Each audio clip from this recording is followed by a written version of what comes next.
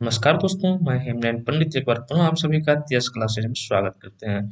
आज का सेशन बहुत ही इम्पोर्टेंट होने वाला है क्योंकि आज हम साइंस का जीव विज्ञान से हम हमारा पर्यावरण चैप्टर का हम 50 इम्पोर्टेंट या ऑब्जेक्टिव क्वेश्चन लिए हैं, जो कि आपको अगर पूछा जाए तो इन्हीं 50 क्वेश्चन में से इस चैप्टर से पूछा जाएगा। तो बिना देरी किए हुए चलिए शुरू करते हैं। ठीक है, पहला क्वेश्चन है हमारा, पारिस्थितिक तंत्र में ऊर्जा का प्रभाव होता है एक दिशीय, द्विदिशीय, बहुदिशीय या किसी भी दिशा में। इसका आंसर जो हो जाएगा सो एक दिशीय में हो जाएगा। एक आहार श्रृंखला में शाकाहारी से निर्माण होता है क्या? प्रथम पोषी स्तर का, द्वितीय पोषी स्तर का, तृतीय पोषी स्तर का या चतुर्थ पोषी स्तर का? तो ये जो है से आपका हो जाएगा द्वितीय पोषी स्तर का। ठीक है, तीसरा है कि निम्नलिखित में कौन सा समूह जैव निम्नीकरणीय पदार्थों का है? घास, गोबर, पॉलीथीन, सब्जी के कलम प्लास्टिक, फलों के छिलके, गोबर, पेपर, लकड़ी, दवा के खाली स्ट्रिप्स और चमड़ा। तो इसका आंसर हो जाएगा आपका फलों के छिलके, गोबर और पेपर जो है ये समूह जो है सो जैव निम्नीकरणीय पदार्थों का है। ठीक है, चौथा क्वेश्चन है कि इनमें से कौन सर्वाहारी जीव है? हिरन, बिल्कुल गलत क्योंकि ये सिर्फ घास खाती है। हाँ, मनुष्य, ये सर्वाहारी जीव है। ठीक, तिलचट्टा, नहीं ये भी नहीं है। तो आपका आंसर क्या हो जाएगा चार का? बी। ठीक है, उसके बाद है कि सूक्ष्म उपभोक्ता जीव क्या कहलाते हैं? जीवाणु, कवक या इनमें से दोनों या कीट? ठीक है, तो सूक्ष्म उपभोक्ता जीव क्या कहलाते हैं आपका? ए और बी दोनों। जीवाणु और कवक जो है सूक्ष्म उपभोक्ता जीव कहलाते हैं। इनमें इनमें से कौन वन आहार श्रृंखला बनाता है? बाघ, घास हिरन बाघ, हिरन बाघ घास, घास बाघ हिरन। ठीक है, तो इनमें से कौन वन आहार श्रृंखला बनाता है? ठीक है, तो इसका ये जो होगा सो घास, हिरन और बाघ जो है सो वन आहार श्रृंखला बनाता है क्योंकि हिरन जो है सो घास खाता है और बाघ जो है सो हिरन को खाता है। इस प्रकार से देखा जाए तो ये है आहार श्रृंखला का निर्माण करता है। इसमें देखा जाए तो इन चौथा क्वेश्चन, इनमें से कौन सर्वाहारी जीव है?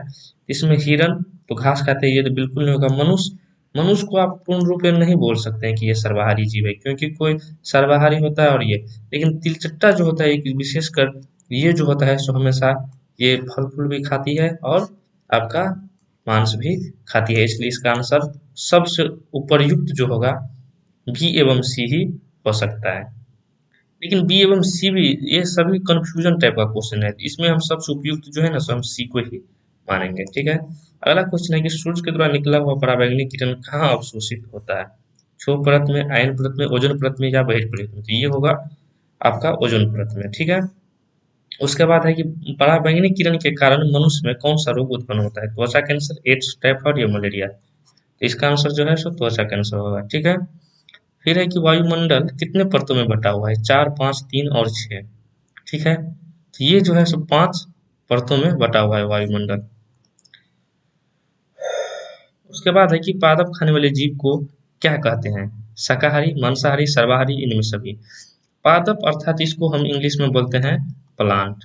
ठीक है, इसको ऐसे भी समझ सकते हैं कि पौधे या घास भूसा जो है सो खाने वाले जीव को क्या कहते हैं, या साग सब्जी भी खाने वाले को क्या कहते हैं? इसका आंसर हो जाएगा आपका शाकाहारी। ठीक है, उसके बाद अगला क्वेश्चन है कि इनमें से कौन मानव निर्मित जैव निम्नीकरणीय है? ऑक्सीजन, बायोगैस, मीथेन या सीएफ्स? ठीक है, तो आपका जो है सो ये बायोगैस जो है सो मानव निर्मित जैव निम्नीकरणीय है। ठीक है, हमारे द्वारा उत्पादित अजैव निम्नीकरणीय कचरे से कौन सी समस्या उत्पन्न होती है? नाली नालियों में अवरोध, मृदा प्रदूषण, मानव शरीर में जैव आवर्धन, इनमें से सभी। ठीक है, तो इसका जो आंसर होगा सो आपका डी होगा, इनमें से सभी जो है सो हमारे द्वारा उत्पादित अजैव निम्नीकरणीय कचरे से ये सभी समस्याएं क्या होती है? उत्पन्न होती है कि नहीं? अगर तेरहवां क्वेश्चन की तरफ चलते हैं कि निम्न में कौन आहार श्रृंखला सही है? चूहे, घास, मोर, सर्प? बिल्कुल नहीं, घास, चूहे, सर्प, मोर। ठीक है, तो देखिए घास, चूहे, सर्प, मोर। घास थोड़ी ना चूहे को खाएगा, इसलिए ये गलत हो गया। और घास जो है सो सर्प को भी नहीं खाता, इसलिए ये गलत है। हाँ, सर्प जो है सो मोर को भी नहीं खाता है, इसलिए ये गलत है। तो चूहे जो है किसको? घास को खाता है, फिर सर्प जो है सो चूहे को भी खाता है, और मोर जो है सो सर्प को भी खाता है, इसलिए जिसका आंसर सही होगा सो यही होगा। ठीक है। किसी परिस्थिति तंत्र में ग्रहण करने वाले होते हैं उत्पादक, उपभोक्ता, अपघटनकर्ता, सूक्ष्म जीव। इसका जो है सो पारिस्थितिक तंत्र में ग्रहण करने वाले जो होता है सो हमेशा उत्पादक कहलाता है। ठीक है। अगला क्वेश्चन है, निम्नलिखित में कौन उत्पादक है? सर्प, मेढक, ग्रासहोपर, घास। ठीक है। तो इसमें 15वां क्वेश्चन का आंसर आपका हो जाएगा घास। क्या है? उत्पादक है। मैदानी पारिस्थितिक तंत्र में तृतीयक उपभोक्ता हैं हरा पौधा, मेढक, ग्रासहोपर और सर्प। ठीक है। तो 16 का डी सर्प हो जाएगा, है कि नहीं? सर्प जो है सो आपका मैदानी परिस्थितिक तंत्र में क्या है? तो तृतीयक उपभोक्ता है। ओके। वन पारिस्थितिक तंत्र में हिरण होते हैं उत्पादक, प्राथमिक उपभोक्ता, द्वितीय उपभोक्ता, तृतीय उपभोक्ता। ठीक है। तो 17 का आंसर हो जाएगा आपका प्राथमिक उपभोक्ता। वन पारिस्थितिक में जो हिरण होते हैं क्या होते हैं? प्राथमिक उपभोक्ता होते हैं। निम्न में से कौन से समूहों में केवल जैव निम्नीकरणीय पदार्थ है? घास, पुष्प तथा चमड़ा, घास, लकड़ी तथा प्लास्टिक, फलों के छिलके, केक एवं नींबू का रस, केक, लकड़ी एवं घास। तो ये जो है घास, पुष्प तथा चमड़ा जो है सो केवल जैव निम्नीकरणीय पदार्थ है कि नहीं? 19वां क्वेश्चन है कि निम्न में कौन आहार श्रृंखला का निर्माण करते हैं? घास, गेहूं तथा आम, घास, बकरी तथा मानव, बकरी, गाय तथा हाथी, घास, मछली तथा बकरी। ये जो है आपका घास, बकरी तथा मानव, इसमें किसका आहार श्रृंखला का निर्माण करते हैं? क्योंकि गेहूं जो है सो घास नहीं खाता है, गाय जो है सो बकरी को नहीं खाती है, मछली जो है सो घास को नहीं खाती है, या बकरी जो है सो मछली को नहीं खाती है। इसलिए ये दोनों क्या हो गया? गलत हो गया। ये भी गलत हो गया, ये भी। सही कौन होगा? ये बकरी जो है सो घास खाती है, और कुछ मानव जो है सो बकरी को भी खाती है। अगला क्वेश्चन है कि निम्न में कौन सा पर्यावरण मित्र व्यवहार कहलाते हैं? बाजार जाते समय सामान के लिए कपड़े का थैला ले जाना, बिल्कुल। कार समाप्ति पर लाइट पंखे को स्विच बंद कर देना, बिल्कुल। ये भी माँ द्वारा विद्यालय छोड़ने के बजाय महाविद्यालय तक पैदल जाना, बिल्कुल। इनमें से सभी जो है पर्यावरण मित्र व्यवहार कहलाते हैं। ठीक है। 21 का क्वेश्चन की तरफ चलते हैं कि जीव मंडल में ऊर्जा का एकमात्र स्रोत है क्या? तो अणु, सूर्य का प्रकाश, रासायनिक ऊर्जा और विद्युत। तो सूर्य जीव मंडल में जो है ऊर्जा का एकमात्र साधन है आपका सूर्य का प्रकाश। इसको इंग्लिश में बोलते हैं हम लोग सनलाइट। सनलाइट। ठीक है। अगला क्वेश्चन है कि घास स्थलीय परितंत्र में उत्पादक है क्या? तो ये घास परितंत्र में उत्पादक है घास, है कि नहीं? ओजोन के अणु में ऑक्सीजन के कितने परमाणु है? तो ओजोन को क्या लिखते हैं हम लोग? O3। तो इसमें जो है ऑक्सीजन के कितने अणु है? तो आपका 3। अपघटक का उदाहरण है कवक, बाघ, बकरी, हरे पौधे। आंसर हो जाएगा ये, है कि नहीं? चिपको आंदोलन का मुख्य उद्देश्य संरक्षित करना था किसको? मिट्टी को, वृक्षों को, जल को या बिजली को? तो इसका था वृक्षों को। 25 का जो है आंसर हो जाएगा। होता था क्या कि चिपको आंदोलन का जो प्रमुख नेता था सुंदरलाल बहुगुणा, जब उनके जंगल में जो वहाँ के नजदीक जंगल में जब कोई पेड़ काटने के लिए अगर आते थे तो उस पेड़ से वो चिपक जाते थे कि आपको पेड़ अगर काटना है तो सबसे पहले हमें काटना होगा। ठीक है। तो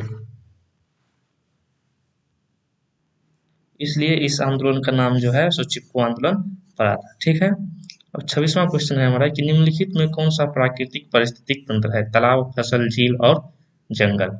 तो जंगल जो है सो आपका क्या है? प्राकृतिक पारिस्थितिक तंत्र है कि नहीं?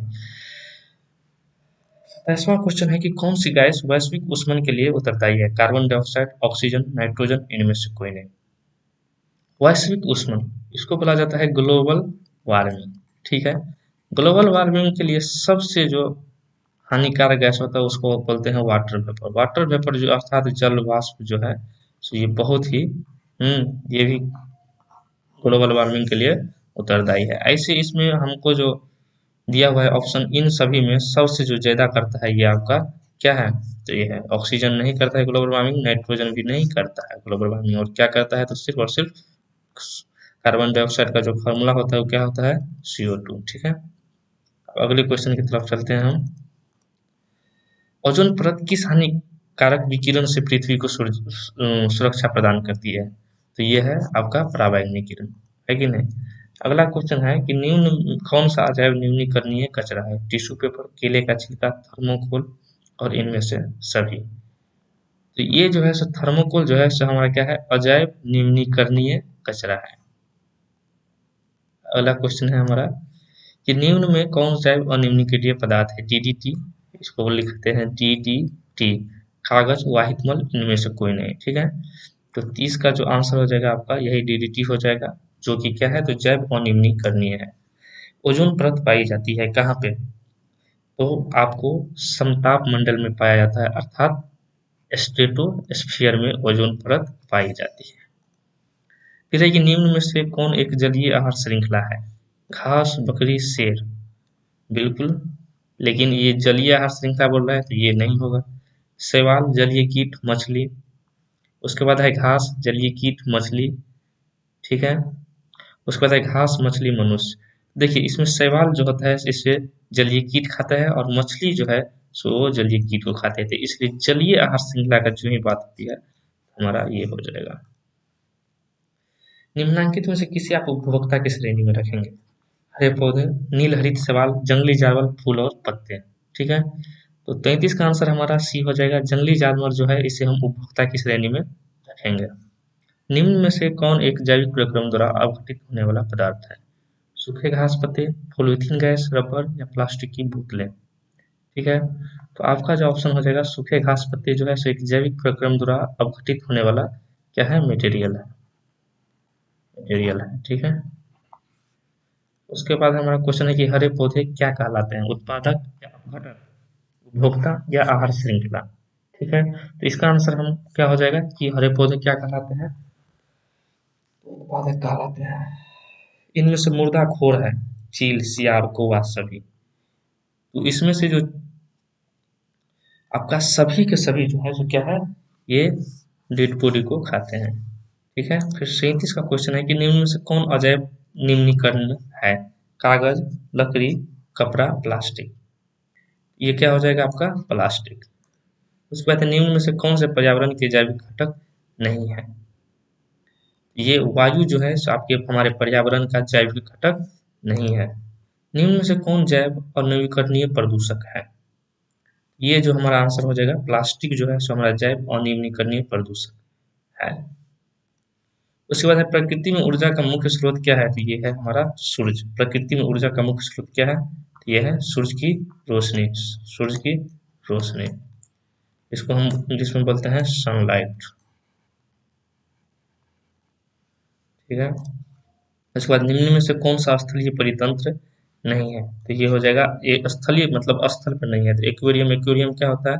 एक मछली का घर होता है जिसमें हम लोग पानी देके अपना अलग से, ये होता है आपको आर्टिफिशियल होता है एक्वेरियम। ठीक है, उसके बाद है हमारा 42 का क्वेश्चन है कि सीएफसी क्या है? क्लोरो फ्लोरो कार्बन। ये हमारा इसका क्या है, इसका विस्तार नाम है। मृत शरीर के पचाने वाले जीवों को क्या कहते हैं? तो मृत शरीर को पचाने वाले जीवों को हम अपघटक जीव कहते हैं।